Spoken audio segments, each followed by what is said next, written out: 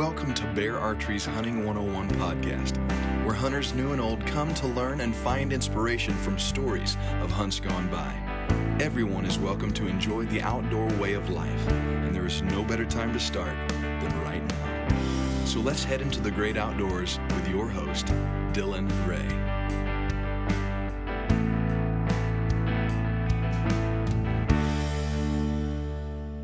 All right, guys, welcome to Bear Archery's Hunting 101 podcast. As always, presented by our good friends over at ScentLok.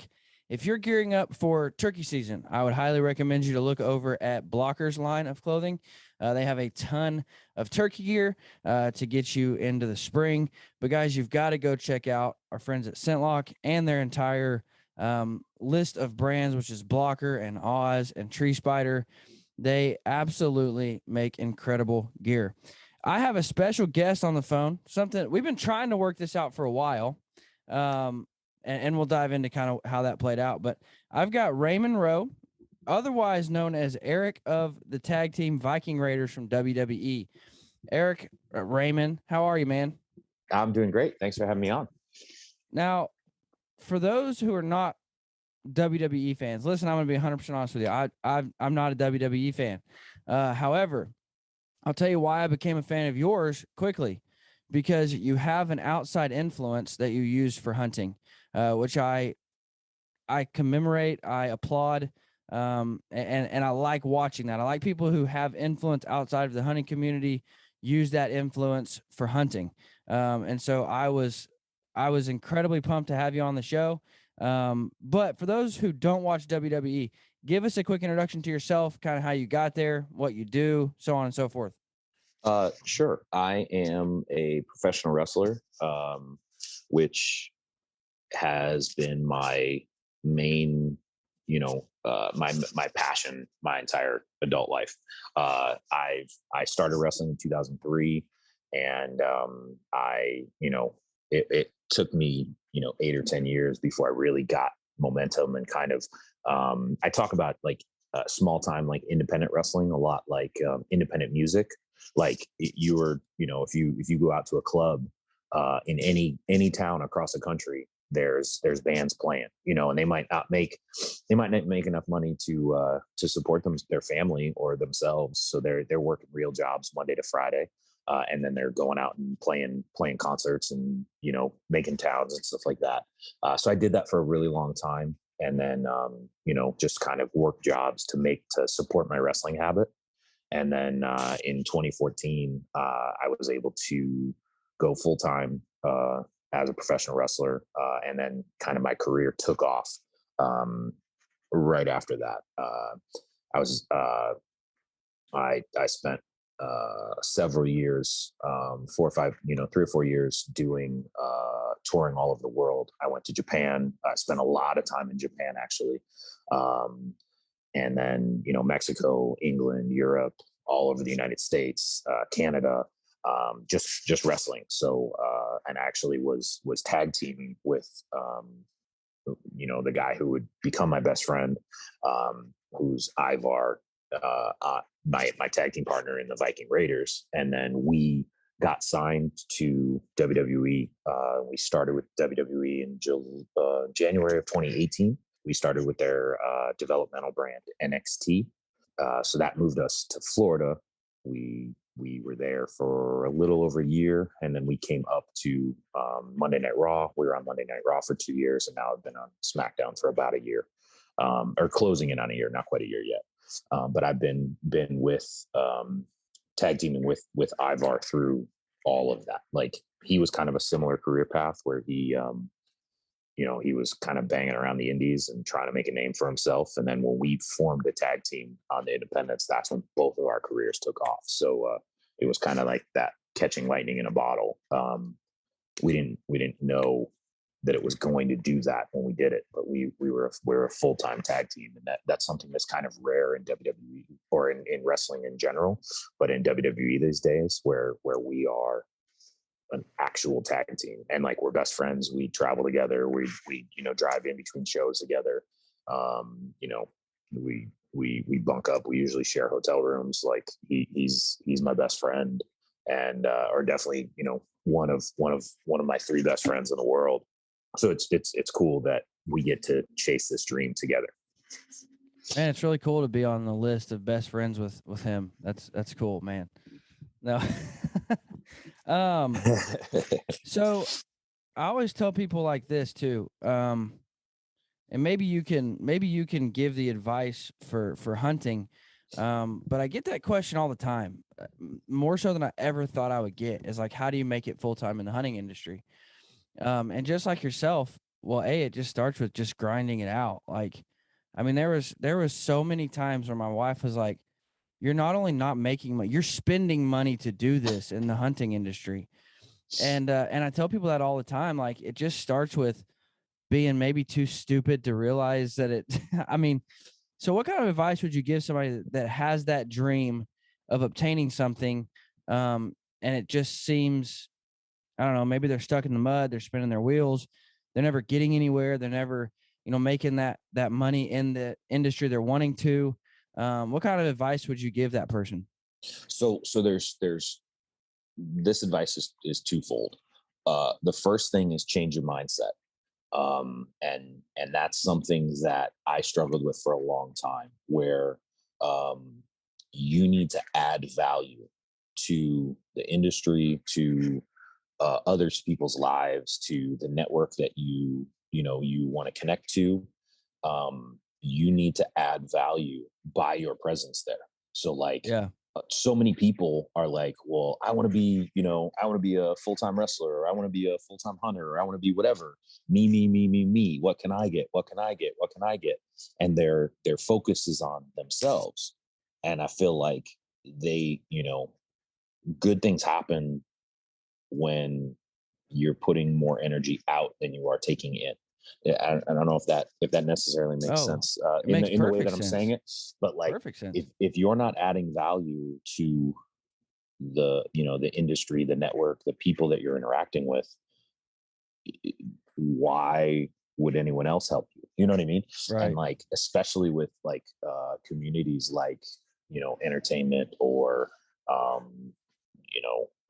the hunting industry and stuff like that. Like, it's a small community. So if you're, selfish, or don't follow up on what you say you're going to do, and other things like that, like, people remember, people notice, like, people, you know what I mean? Like, sure, like, you might be able to cut corners and, burn bridges and stuff like that and get ahead for in the short term, but like, that's not going to sustain you for the long term, Right. So you need to add value. And then, just like you're talking about, just don't quit.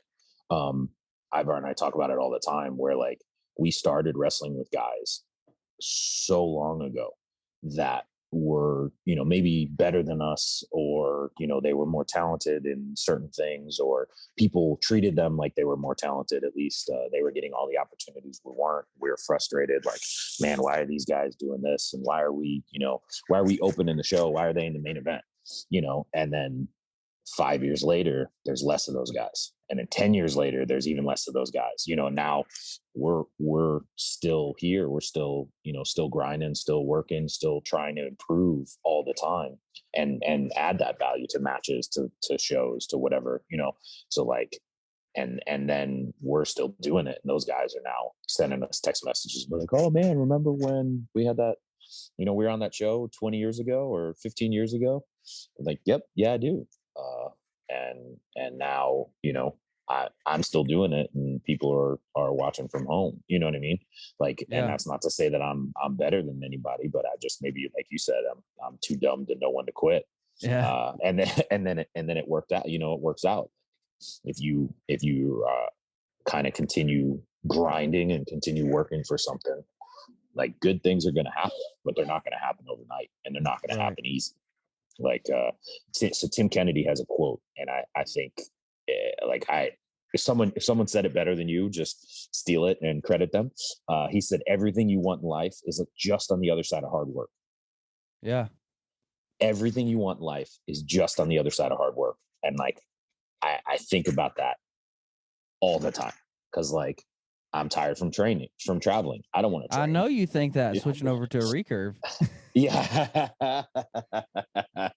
Yeah, man. That's so someone called it, I don't know who called it that first, but I've heard it called a struggle stick. And I that's my name for a recurve bow, man. I It's believe, it's unquestionably the struggle stick. if I'm wrong, don't blast me out of the sky for this. I believe it was Aaron Schneider that came up with that term. He might have got it from somebody else, might have got it Yeah, from a friend. he might have popularized it, because I definitely heard him say it. Listening to his podcast. He's definitely said it, but I don't know if he came up with it. If he did, that's awesome. But it's definitely become the name for Yeah. the recurve around the house. Man, I love that advice because I tell people all the time. I had a guy reach out probably a week ago, and he was like, "Hey, man, you have time for a call?" And I'm like, "Sure, call me whenever." And he was probably a 19-year-old kid, and that was his question: was how do I become full time in the industry? And I told him two pieces of advice. I told him differently than you. I said, "You got it. First off, quit asking yourself, what can these companies do for me? What can Bear Archery do for me? And rather, what can I do for Bear Archery?" And I tell them 100%. all the time, reach out to people that you want to work with and just say, "Hey, what can I help you with at the moment?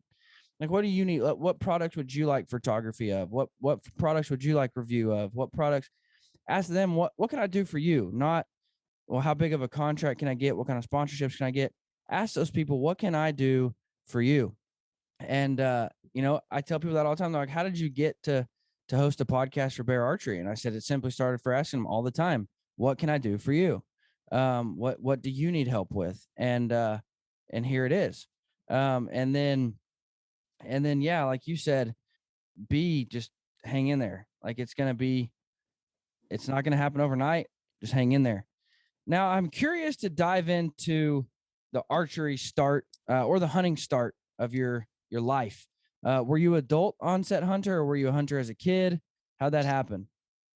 Man, I grew up in the city of Cleveland, and hunting was like the last thing that I ever thought I would be doing.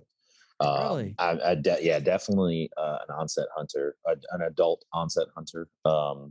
My wife, you 100% have to blame her for me getting into hunting. She grew up in like outside of Louisville, Kentucky, and grew up hunting. She grew up on her Uncle Tater's goat farm, like real thing. Like she's she's just country as hell. She's a country bumpkin. Oh, yeah, we've argued before because she thinks that hillbilly is a term of endearment. Where I grew up, that was like an insult. Like redneck was like, the blue collar guy, and hillbilly was like, you're backwards. And she's like, nah, not down from where I'm from. I was like, I maybe have to that's tend to because, agree with you. I yeah. have to, So and I'm from Arkansas. it's a Like hot, we're the ones that got called the hillbillies, and we're like, sure, whoa, slow down. it's a hot like debate as far as is hillbilly a preferred term or is redneck, because she thinks redneck is like bad, like that's like talking smack about you. But regardless, I'm gonna get sidetracked. So she grew up hunting, but kind of pursuing wrestling, like we were talking about. She threw herself into it. She was going to Japan, she's going all the doing the same independent grind that I was doing. Then she got into WWE and was living it, breathing it, stuff like that. And right before we got married, she got it in her head that she wanted to not only get back into hunting, but she set a goal for herself that she wanted to serve a deer that she took at our wedding. Like we had a full Viking wedding. Cool. And everybody was dressed like head to toe in Viking kit. Like we did a ceremony outside, and it was important to her that she put a deer on the table for the wedding feast. So she, kind of got like just dove back in head first. Like she got a crossbow, and she, her dad still had some woods down in Indiana, and she spent a week just morning and night, just grinding it out. And, on her last day that she was able to hunt, she was able to put down a buck. We ate it at the wedding, and I thought it was awesome, but like, it was her thing. You know what I mean? Like, I was just like, hey, that's cool that you want to hunt. Like, I'm not really like, that's not me. You know what I mean? Like, that's just not a thing that I want to do. So as somebody who didn't grow up hunting and understand that like obsession with it, what were you thinking watching her hunt for a week? And you're like, what are you doing? Like, so I think one of the best things about my relationship and my marriage with her is that we just are supportive. Like, she wants to do something, I'm like, cool, do it. Like, I don't have to do it for me to support her doing it. right. So like, I'm like, hey, that's your thing. Like, awesome. Like, we're both like passionately curious. And like, we're always looking for stuff to do that we're not good at so that we can work really, really hard at it and then become a little less not good. I wouldn't say like we'll get good at it, but you know what I mean? We'll get better. And it's just a challenge that we kind of are always looking for. So when she started hunting, I was like, I didn't really get the connection. You know what I mean? Like, it was my closest exposure to hunting, but it wasn't really something that I was super interested in or, had any desire to do. And then she actually, she talked about it, and like, as we're getting married, she's talking more about like the reasons why she wants to hunt and the reasons, she wants to connect more with our food, and she wants to do this, she'd like to move to a farm, have a farm, and like all these things are like things that I've never really considered in my life. Or like, I grew up in cities. I lived in cities. I bought my meat at the grocery store, like a normal person. And then she actually, after that hunting season, we watched every single episode of Meat Eater that was out there. Now, how long ago was this, just for time frame, like reference? 4 years. Okay. 4 years. Yeah. So I think I've had like 3 full hunting seasons. Gotcha. Under my belt. And when I say hunting seasons, I'm talking white-tailed deer, because I live in Ohio. Right. Which that's hunting season in Ohio. So yeah, 3 full ones. I don't think I've hit 4 yet. I think this is my 4th coming up in 2022. But it's recent. We, like I went out, actually, she was like, after the wedding, like 2 days after the wedding, I went out and like sat in the woods with, we were in tree stands like 150 yards from each other. I didn't see anything but squirrels. And I was still at that point, I'm like, dude, I don't even know if I can pull the trigger on a deer. But, I went out, and it was whatever. It was cool. It was the first time I'd ever watched the sun come up from a tree stand. But I watched every single episode of Meat Eater between that hunt after a wedding and the next season.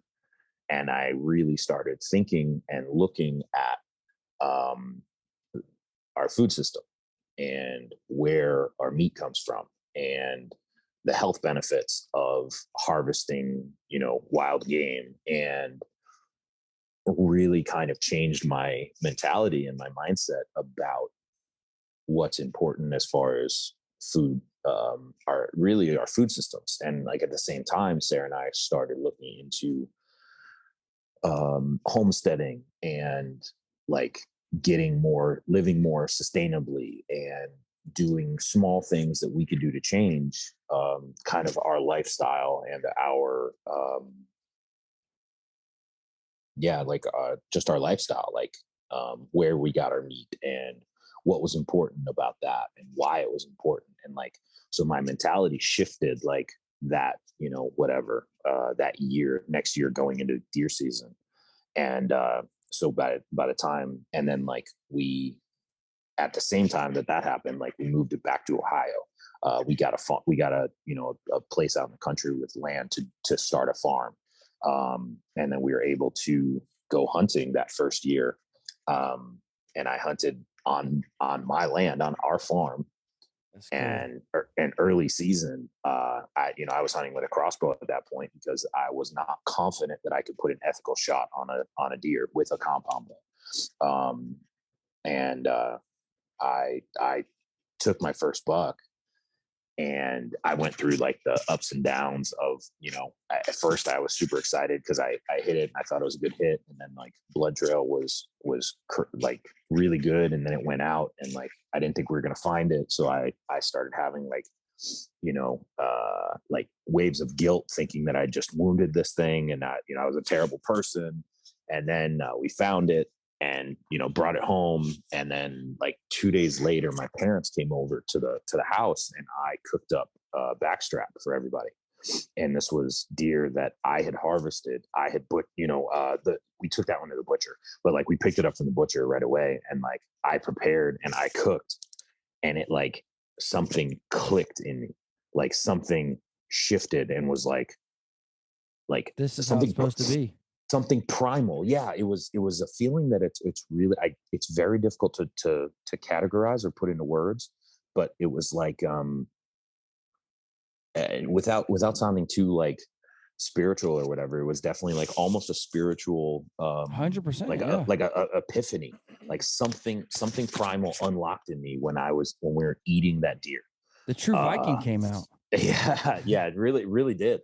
And then like I kind of have an obsessive personality. So from that moment, I was all in 1,000%. We probably hunted, at least 4 days a week that first season, every single week from September to the first weekend of February, because in Ohio it's a pretty long season. So we went, I don't know how many how many days that is that we got to get out into the woods, but every day we were home, we were hunting, and just kind of have been obsessed with it ever since. And I still am very new to hunting, but I'm very obsessively learning as much as I possibly can. And since then we've explored other areas of hunting and have gone, we've hunted pigs down in Florida and bear in West Virginia, and and are looking forward to some more opportunities as far as that, and like just filling our freezers with clean organic meat is like, we've literally rearranged our life to be homesteaders and hunters from going awesome. to before we got married. That was not even like on my radar. And like, when I tell you, we rearranged our entire lives to reconnect with our food system. And it was all about food. It was all about the best possible protein source that we can put in our bodies. Yeah. And it literally changed our lives. So because of that, I'm not exactly shy about talking about it. Yeah. No, and that's what, and again, I didn't know when the hunting began. But just looking at your social media, it's like the dude 100% lives the lifestyle. He doesn't fake it. It's not like oh, I'm a hunter, 100% you dove in and you live the lifestyle. And not only do I respect that, but again, going back to using your influence for good, it excited me because I'm like, this dude has a reach that goes way outside the hunting community, and he's using it to influence for hunting. And you see that amongst guys like Cameron Haynes and Joe Rogan, and you're like, these dudes have massive reaches, and a lot of that is outside the hunting community, but they use that reach to influence those people for the good of hunting, and that just excites the heck out of me, man. Before we move on, I got to give a quick thank you to our friends over at NZ Campers. NZ Campers they're designed by hunters for hunters, and they are the most specific built campers that a hunter could ever buy. They've got beautiful things built in like meat storage, boot dryers, scent-free cabinets. They are beautiful built campers, but more so, they're built for hunters specifically. You've got to go check out NZ Campers. That's ENZY campers.com, or on social media, because they are phenomenal. Now, Raymond, I've got a question for you. Saw you not too long ago. Well, might have been a while ago now. You met up with John Dudley. how did that, and I have a specific reason for asking this question. And let me just start by saying I've told this story on the podcast before. John Dudley is the reason that I switched to a recurve. And people are like, well, he doesn't shoot a recurve. I know. It's because he made me mad one day. We were talking about recurves, and he said, now listen, and I've preferenced this before, but I got to preference it again. Do not call me, email me, and blast me for talking trash on John Dudley, or don't reach out to John Dudley like he's talking trash on you for shooting a recurve. But he said, I enjoy accuracy. So I shoot a compound. And I was like, in my mind, I'm like, well, I'll show you, dude. I can be accurate with this thing. And so that was like what triggered me to be like, well, now since John Dudley says you can't be accurate, I got to be accurate. Now, what John Dudley meant, and this is why I say don't reach out to John being like, yeah, take off the training wheels and hunt like a man. That's not the purpose behind this. Because what John Dudley meant was, I'm not good enough to hunt with a recurve. I'm not accurate enough to hunt with a recurve. He was not meaning that people cannot be accurate enough to hunt with a recurve. He was not meaning that Fred Eichler can't hunt with a recurve or whatever else. He was not saying that people can't be accurate with a recurve. He was saying that he couldn't. And so that was my inspiration in jumping in. But I do have a specific reason for asking you about your relationship with Dudley. But how did that develop, and kind of what does that look like? It was just one of those random things where, and we've definitely got some hate over getting some opportunities, because of who we are as far as WWE wrestlers, where people are like, oh man, the only reason you're doing this is because of X, Y, and Z. And I was like, well, yeah, but if you had the opportunity, you would do it too. So like, a friend of a friend put us together, and actually, I think Sarah started talking to him first, and just,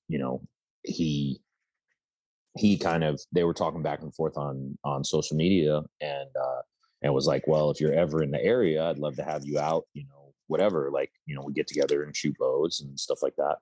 And as it happened, like, we came through, I think Des Moines or wherever. He's out in Iowa. I think it's Des Moines, but regardless, we came through, his town, and he was home, he was in town, and we were able to go out and get, and visit him. I think we came in a couple days earlier. We stayed a couple days late as far as like what the wrestling show was.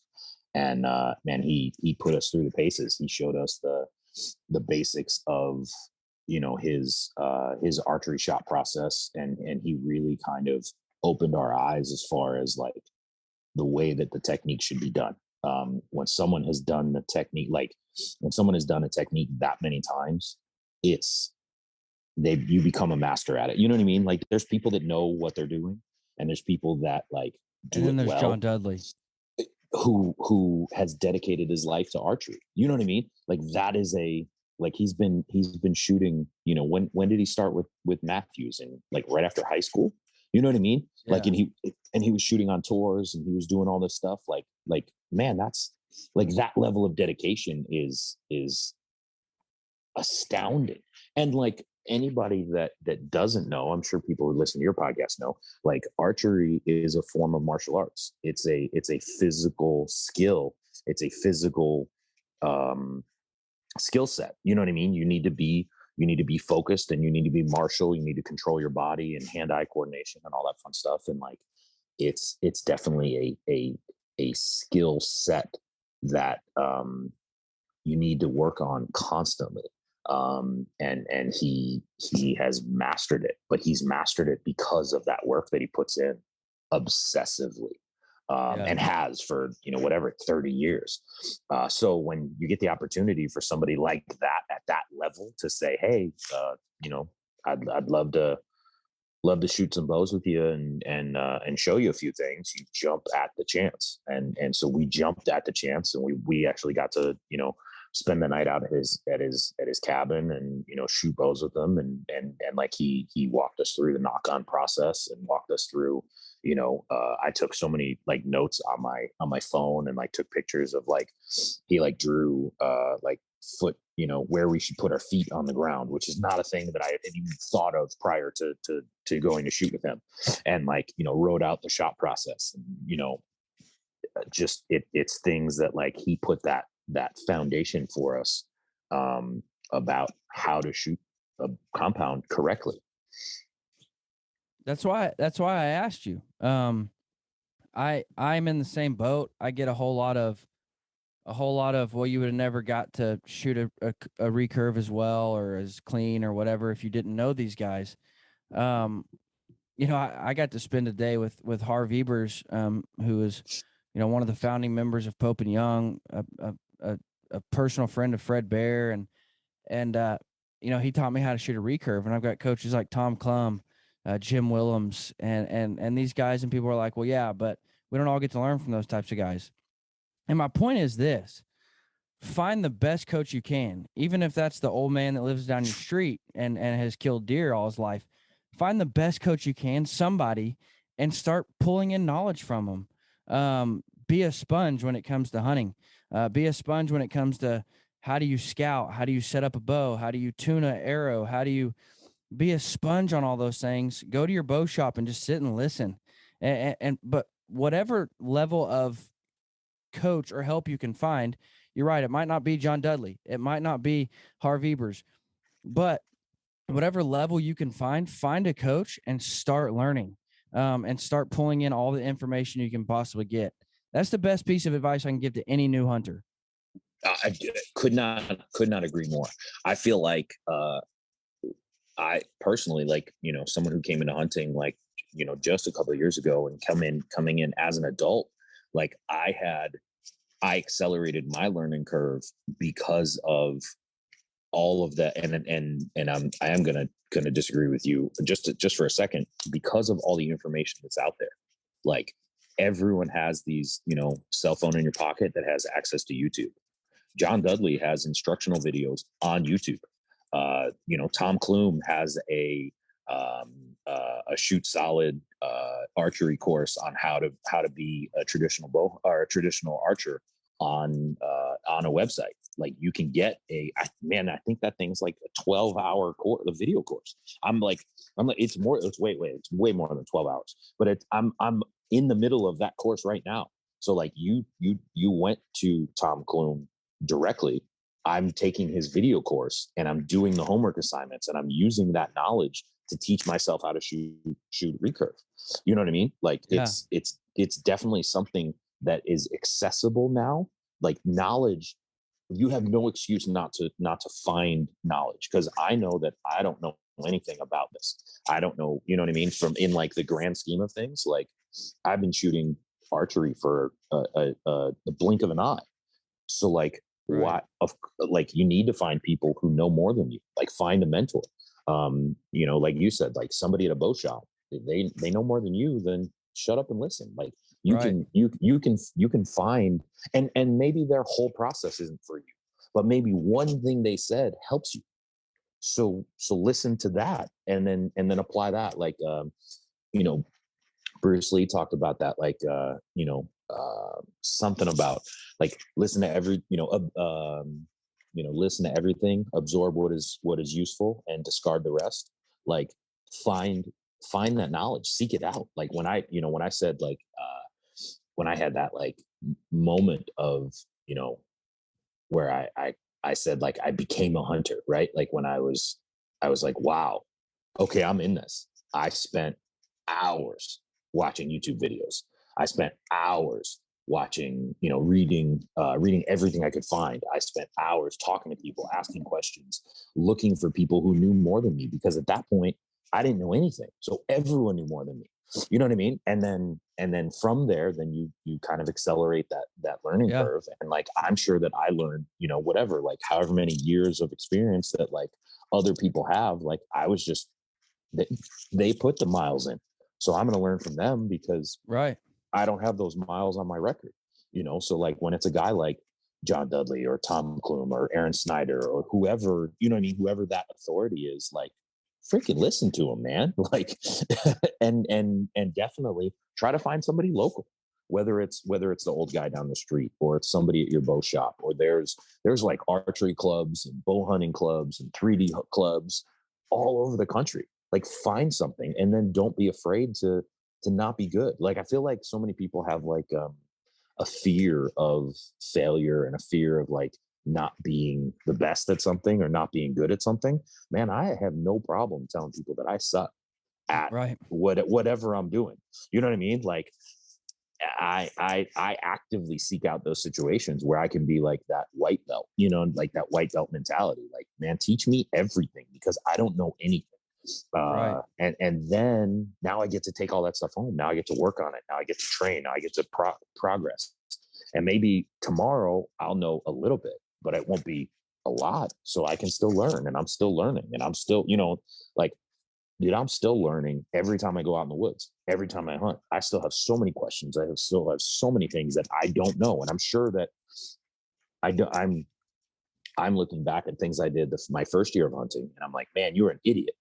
And like, I am sure in 2 years I'll look back and go, man, you're an idiot for like stuff I'm doing now. So like, but that's the exciting thing. Like, cause you know, when I'm 75, I'm sure I'll look back and be like, man, what a dumb kid. Why would you be doing that stuff? You know what I mean? Like, and that's what I love about this. And that's what I love about archery. That's what I love about bow hunting. Like, it's just, it's a pursuit that you could do for your entire life. And there's not many pursuits like that, that are accessible and are so directly beneficial to your life. Yeah, absolutely. Find resources. My goal for this entire podcast is to give people the resources to grow as hunters. Last year we did a 7-part traditional series.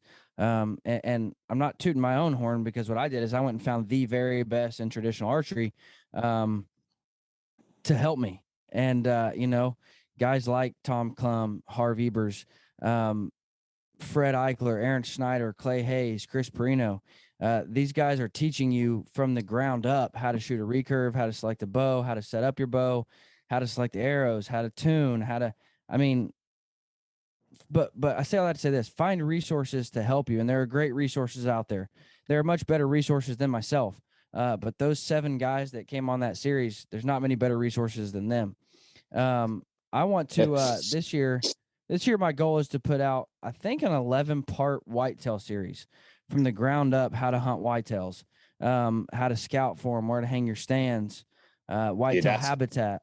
That's awesome.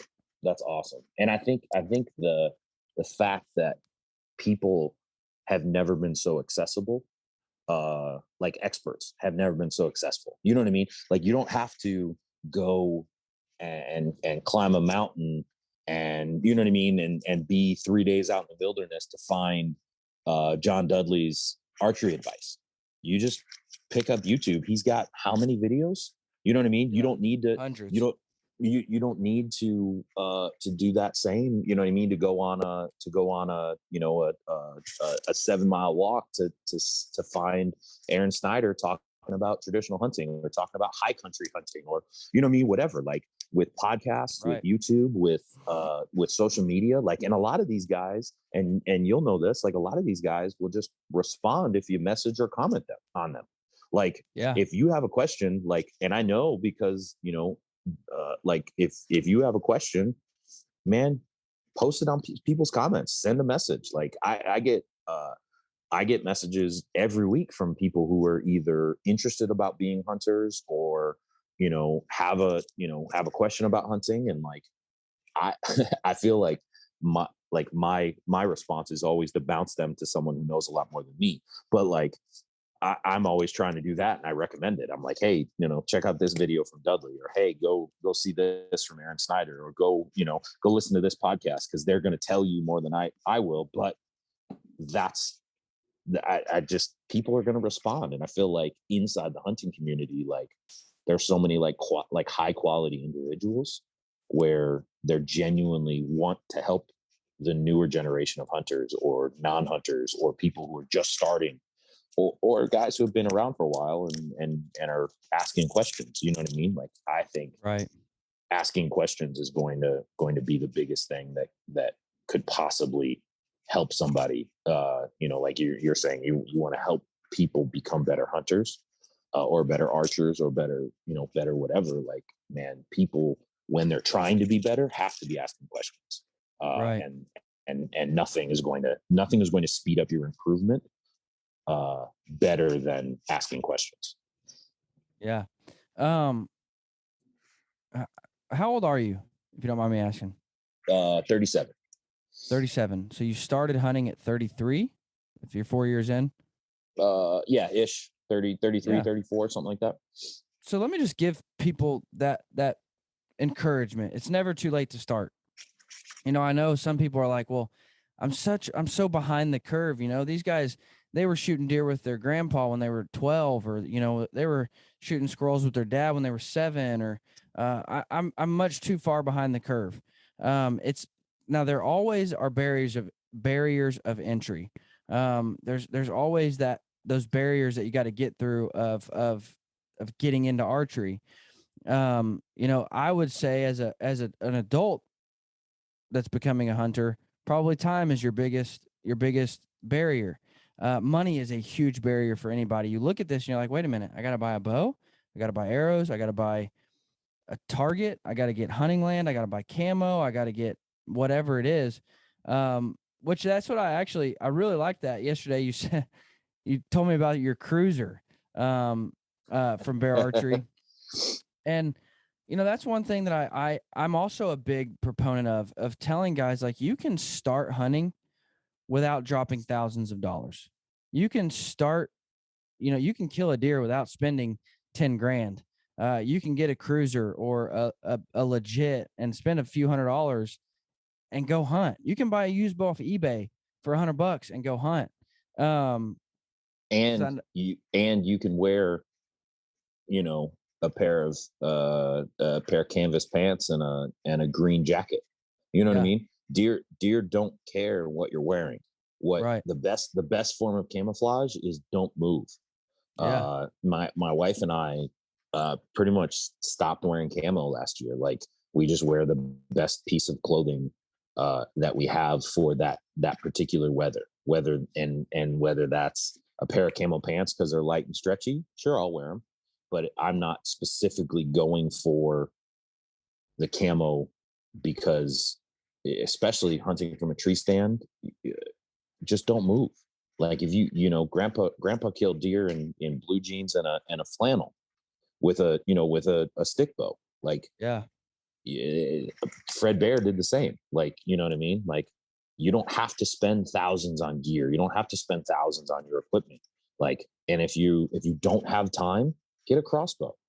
Like, I fully support whatever anybody does that gets them in the woods to hunt and to harvest animals ethically.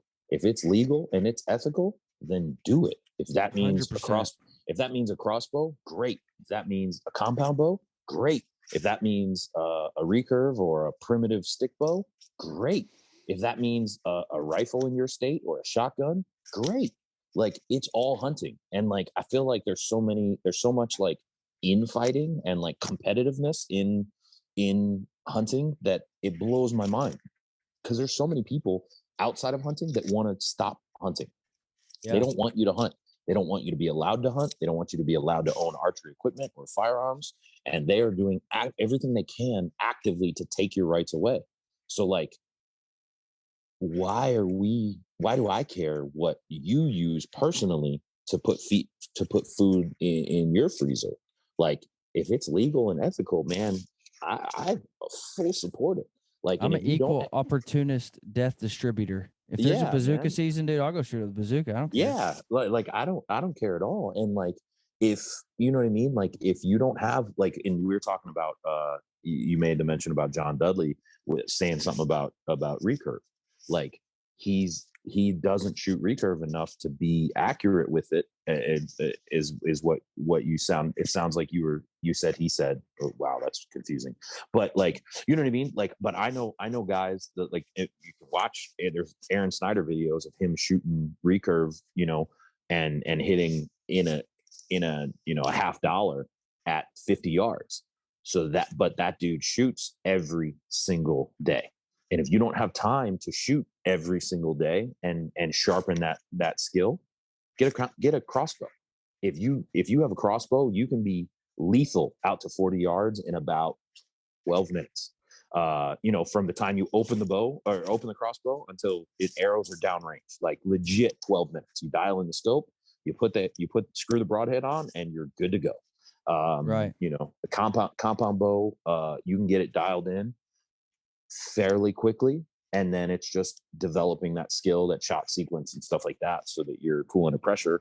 Recurve bow takes a lot longer because there's no technology helping you. Your body has to do all the work. But like, man, I fully support, and I tell people all the time, like, buy a used bow, buy a cruiser. Like, so a Bear Cruiser was my first compound bow, and I still have that thing, and I still bring it out, and I still shoot it. It's a great little bow. I actually took my first deer with a compound bow with that Bear Cruiser. The first year I hunted with a crossbow, and then that next season I brought out the Bear Cruiser because it was a lower draw weight, and I needed a lower draw weight. I was dealing with some injuries, and I couldn't pull back a heavier bow, so I used that Bear Cruiser because it was a light bow in the hand. It weighs like 3 pounds, and I've got it dialed down to 60 pounds or whatever the draw weight is. It's not much. And man, it's a beautiful little bow, but like, and it was an easy entry point for me because it didn't cost a lot of money. And you can find them you can find them used on Marketplace or eBay or whatever, or at your bow shop. Go to your bow shop and be like, hey, I need this, or you know what I mean? Like, I need this extra stuff. And like, if you find hunters, if you find buddies to hunt with, most of them have extra stuff. They'll either sell it to you or let you borrow it. You know what I mean? Like, Sarah and I have taken people hunting for the first time who didn't have any hunting equipment, but we've got some extra gear. So we put them in warm clothes, we give them a crossbow, and off they go. You know what I mean? Like, it's definitely that community of like, there's barriers of entry for sure. And there's different challenging courses that you can decide to take, but also you can do it really simply, and you can do it really cost effectively. You don't need a full, $1,000, $1,200 Sitka system to go out and hunt. Now, Sitka's system is cool, and it looks cool, and it works well, and it's super high technical stuff, but you don't need it. You know what I mean? In most situations, if you're going for 14 days in the backcountry, you might want it. But if you're going out deer hunting or turkey hunting, I don't think it's necessary. Right. I've been anxious to ask you this. Is there any crossover between wrestling and hunting? Like, maybe lessons learned, or anything. Is there any kind of crossover? I always like to ask people that, even if it's not on the podcast, just like, what you do for a living, is there any crossover between that and hunting? And so I'm anxious to ask you that. I mean, obviously the competition of wrestling and but yeah, I'm just curious to know, do you feel like there's any crossover? So there's not a direct crossover, I think, point for point, but aspects of wrestling crossover with aspects of hunting. The way that I approach training for hunting is because of my wrestling background. I was an amateur wrestler, collegiate wrestler, Olympic style, freestyle wrestler my whole life. I've been a professional wrestler, like I said, since 2003. So I have definitely training mentality and training techniques and stuff like that. Then my approach to training, I think, really helped me accelerate as a bow hunter because I see it as a task, and I see it as just part of my training. Like you mentioned Cam Hanes earlier in the podcast, that lift, run, shoot thing. So I lift and I shoot about every day that I possibly can. I have shot and release trainers. Dudley gave us one that for the compound, but I also have a couple for the recurve. So I'll be in my hotel room or in the airport, and I'm working on my shot release training because it's similar to like dry firing drills that special forces guys do with firearms. But like so I feel like that is the biggest crossover, that like approach to take this as a training modality. You know what I mean? Like dedicate everything you can to training that skill set, because I see it as a skill set. I see archery as a martial art. So like I need to approach it like a martial art. And then the other thing is kind of like from a knowing how to act physically when adrenaline spikes. You know, I get buck fever like everybody else. You know what I mean? You see a big deer, I get buck fever, whether it's a deer, whether it's a doe or a buck. To be completely honest, because I care way more about pounds of meat in my freezer than I do of inches of antler score. And guys can argue me on that all they want, but that's what I care about the most.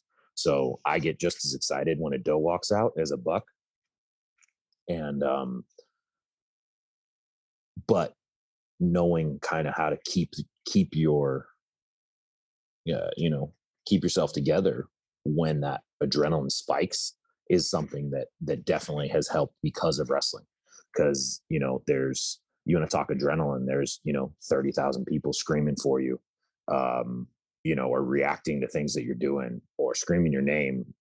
There's definitely some there and some nerves there, and like so learning that how to kind of deal with that was something that I kind of knew coming into hunting, so that there was definitely a crossover there. But I think the approach to training and just like kind of dealing with that adrenaline and the adrenaline dump that happens after it is something that I kind of already had. Very cool. You got any turkey plans for the spring? Not yet. We're really busy, kind of getting the farm going. So I don't think I'm going to get out to do any turkey hunting. I've never been turkey hunting, so I need to go. We talk about mentors. I need to go turkey hunting with someone who loves turkey hunting, because I don't know anything about it, and I feel like if I just went out blindly in the woods, I wouldn't have a lot of fun. So I need to find somebody who really loves turkey hunting and go turkey hunting with them. But right now, man, we're so busy. Our little boy just turned 1, so he's running all over the place. We just got two new cows on the farm. Springtime is the time to put the work in. So when I'm not wrestling, man, this week I was home and we had projects every single day, just trying to get everything rolling with the farm, and then if we're not doing that, then we're trying to figure out how to not lose a bunch of arrows doing recurve archery. So it's fun, but it's busy. So life is like 100 miles an hour right now. So I doubt very much that I'm going to get a chance to get in the woods for turkey season. Maybe next year. You got any big fall plans? Any big fall hunts this year? Man, so I just put in for tags in South Dakota. A buddy of mine goes out and hunts out in South Dakota every year. So I put in for archery, and it's I think it's any deer, so that could be mule deer or whitetail. And I'm hoping to do that. I've got my wife just put in for elk tags in Montana. So we're trying to, hopefully that comes through, but it's usually at our house, it's all whitetail all the time. We're completely obsessed. So our biggest plans for the fall is hunting with recurves. So that's our goal. And we've got, a couple more months to really, really, really put the practice in and really, really, really get good. So we both want to take a deer with a recurve this year. And that's goal like number 1 through 3, I think. That's awesome, man.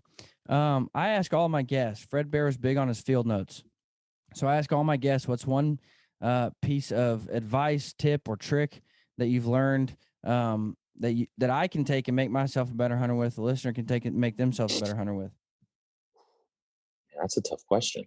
I think my biggest takeaway is or my biggest tip, and I think it's something that I see on social media a lot, is you know, stop worrying so much about matching your camo and start worrying more about not moving when you're on stand. I think that's the biggest thing that I've learned in the last, in my short term in hunting, that deer don't care what color camo you're wearing. They care how much you move. Yeah, very true, man. Fred Bear was quoted as the best camo you can have is to sit still and be quiet. He's a pretty smart guy. Yeah, he found some success. Yeah, just a little. Yeah. Well, Raymond, I appreciate you coming on, man. I've been looking forward to having you on for a long time. I just respect and I love the way that you use your influence for the good of hunting. And so keep doing what you're doing, man, because I believe that it's guys like you that make a true difference in hunting. Man, I'm happy and honored to be on the podcast and to kind of be seen in that light. I feel like it's important to be authentic in who we are and like why we are why we live the way we are. So if I have that platform and I'm able to kind of share that message about, reconnecting with our food source and why it's important to me, my family, but why it's should be important to you and yours. I feel like I would be doing a disservice by not spreading that message and not talking about it, not bringing that forward. So I'm gonna keep doing that, and hopefully have some fun and make some memories in the process. Yeah, absolutely, man. Before we go, one more quick thank you for our friends over at -33 Merino Wool. If you have never tried merino wool, I would highly encourage you to give it a shot. It provides good insulation, keeps the warmth properties even when it becomes wet. It doesn't itch. It's antimicrobial, so it doesn't smell. It doesn't hold scent like other clothing does. So you can hunt in the backcountry with it for multiple days, and it doesn't become bacteria filled and stinky, full of sweat like others. You've got to check out merino wool, and -33 simply does merino wool and does it really well. So go check out our friends over at -33. Raymond, again, thank you for coming on. Guys, thank you so much for listening. I hope you have a great week. Turkey seasons are kicking off. So as always, if you find success in the turkey woods, I would absolutely love to share in your excitement. So shoot me over an email with all your turkey success photos. Find me on Instagram and shoot them over to me. I love seeing success of hunters. So make sure and shoot them over to me. Guys, thanks for listening. Have a great week.